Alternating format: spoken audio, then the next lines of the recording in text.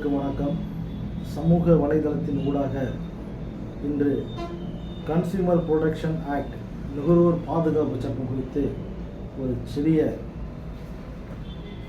துணுக்கு செய்திகள் வாயிலாக நேயர்களை நேரில் சந்திப்பது, முகநூல் வழியாக சந்திப்பது மற்ற மகிழ்ச்சி இருக்கிறது. நுகர்வோர் பாதுகாப்பு சட்டம் என்பது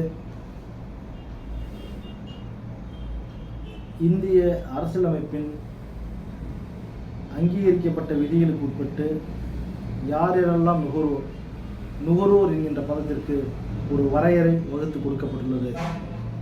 நுகர்வோர் ஒரு பொருளை வாங்குபவர் நுகர்வோர், சேவையை அளிப்பதற்கு சேவை பெறுவதற்கான உரிமை கொண்டவர் ஒரு நுகர்வோர், அரசாங்கத்தால் அங்கீகரிக்கப்பட்ட ஏஜென்சி என்று சொல்லக்கூடிய முகமைகளிலிருந்து, உதாரணமாக வருவாய் வட்டாட்சியர், கனிம வளப்பொருள், கனிம வளத்துறை, இதுபோன்ற அரசு துறைகளின் வாயிலாக பணம் செலுத்தி அதற்கான ரசீது பெற்றிருந்தால் அந்த ரசீதை பணம் செலுத்தி குறிப்பாக கட்டணம் செலுத்தி பெற்ற ரசீதினை பெற்றுக்கொண்ட அரசு அலுவலர்கள் அவர்களுடைய சேவையை உரியவருக்கு வழங்கவில்லை என்றாலும், சேவை வழங்கியிருப்பின் அதில் ஏதாவது குறைபாடு இருந்ததனால் குறைபாட்டால் பாதிக்கப்பட்ட டெஃபிஷியன்சி என்று சொல்லக்கூடிய சேவை குறைபாட்டால் பாதிக்கப்பட்ட எவரொருவரும் மாவட்ட நுகர்வோர் குறைதீர் ஆணையத்தை அணுகலாம். அதேபோன்று பொருட்களை வாங்கி பொருளில் ஏற்பட்ட தர குறைபாடு, பொருளில் ஏற்பட்ட எவ்வகையான குறைபாடுகளாக இருந்தாலும் அவர்களும் மாவட்ட நுகர்வோர் குறைதீர் ஆணையத்தை அணுகலாம். மாவட்ட நுகர்வோர் குறைதீர் ஆணையம் 25 லட்சம் ரூபாயிலிருந்து 25 லட்சம் மதிப்பிடத்தக்க வழக்குகளை மாவட்ட நுகர்வோர் குறைதீர் ஆணையமும், 25 லட்சத்துக்கு மேற்பட்ட வழக்குகள் மாநில நுகர்வோர் குறைதீர் ஆணையத்திற்கும், 10 கோடிக்கு மேற்பட்ட வழக்குகளை தேசிய நுகர்வோர் குறைதீர் ஆணையத்திற்கும் அங்கீகாரம் அளித்து வரையறை அளித்து இந்த சட்டத்திலே எடுத்து இயம்பப்பட்டுள்ளது. அதேபோன்று மாவட்ட நுகர்வோர் குறைதீர் ஆணையமானது நேரடியாக வழக்குகளை அந்தந்த மாவட்ட மன்றத்தில் தாக்கல் செய்யலாம்.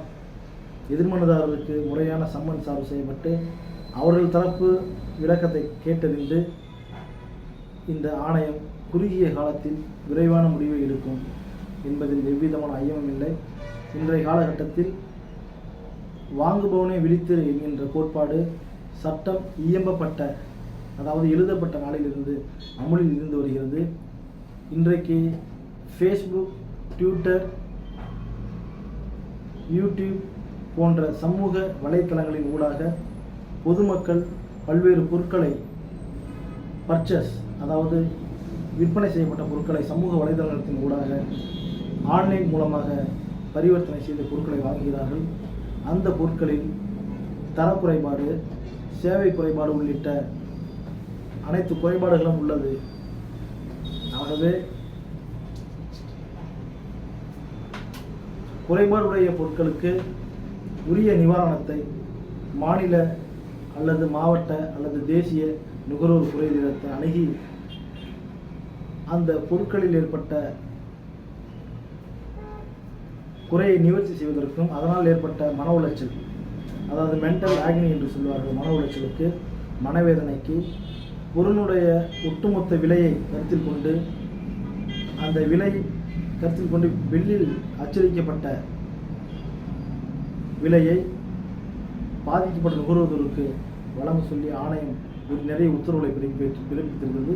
9 விழுக்காடு வட்டியுடன் சேர்த்து பாதிக்கப்பட்டவருக்கு உரிய நிவாரணத்தையும் தீர்வையும், காம்பன்சேஷன் என்று சொல்லக்கூடிய தீர்வுதவியும் மாநில, மாவட்ட, தேசிய ஆணையம் வழங்கி கொண்டிருக்கிறது. ஆகவே இந்த சமூக வலைதளத்தின் ஊடாக பார்வையிடும் லட்சோபலட்ச நுகர்வோர்கள், பொதுமக்கள் யாவரும் இந்த காணொலியை பார்த்து நீங்கள் சப்ஸ்கிரைப் செய்ய வேண்டும், பலருக்கு ஷேர் செய்ய வேண்டும்.